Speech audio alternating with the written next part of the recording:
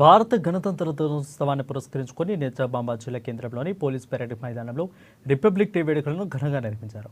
జిల్లా పాలనాధికారి రాజీవ్ గాంధీ హనుమంతు ముఖ్య అతిథిగా హాజరై చేసి త్రివర్ణ పతాకాన్ని ఆవిష్కరించారు. అనంతరం పోలీసుల నుండి గౌరవవందనాన్ని స్వీకరించారు. ఇక వివిధ శాఖల ద్వారా జిల్లాలో అమలవుతున్న సంక్షేమం, అభివృద్ధి కార్యక్రమాలు, సాధించిన ప్రగతి గురించి తన ప్రసంగం ద్వారా తెలియజేశారు.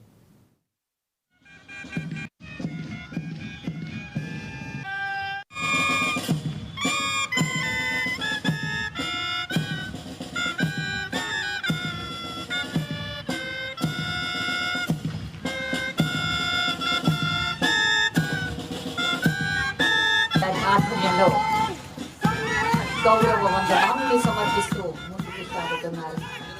అలాగే వారిని అనుసరించి వచ్చేస్తుంది.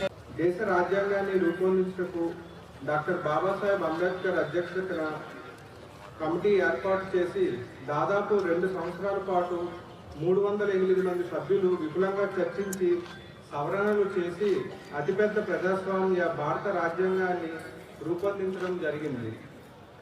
భారత స్వాతంత్ర పోరాటానికి నాయకత్వం వహించిన భారత జాతీయ కాంగ్రెస్ 1930లో పూర్ణ రాజ్యం కోసం ప్రకటన చేసి జనవరి 26వ తేదీకి ఉన్న ప్రాముఖ్యం తోటి ఆ తేదీ నుంచి భారత రాజ్యాంగం అమల్లోకి తీసుకురావాలని నిశ్చయించడమైనది.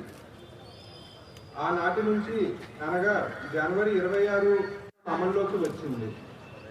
గణతంత్ర దినోత్సవ సందర్భంగా దేశంలోని అన్ని ప్రాంతాల ప్రజలకు సమాన అవకాశాలతో, ప్రాథమిక హక్కులతో, తారతమ్య భేదాలు లేకుండా జీవనం సాగించాలని, అభివృద్ధి ఫలాలు అందరికీ అందాలని శ్రీ బాబాసాహెబ్ అంబేద్కర్ గారు మన రాజ్యాంగాన్ని రూపొందించిన సందర్భంగా వారిని స్మరించుకోవడం మన బాధ్యత.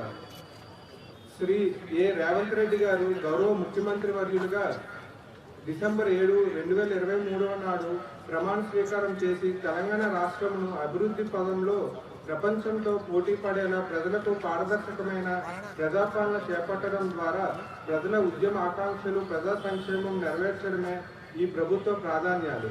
ప్రతి అర్హుడికి సంక్షేమ ఫలాలు అందించడం ప్రభుత్వ బాధ్యత. సమాజంలోని అన్ని వర్గాలకు స్వేచ్ఛ, సామాజిక న్యాయం, సమాన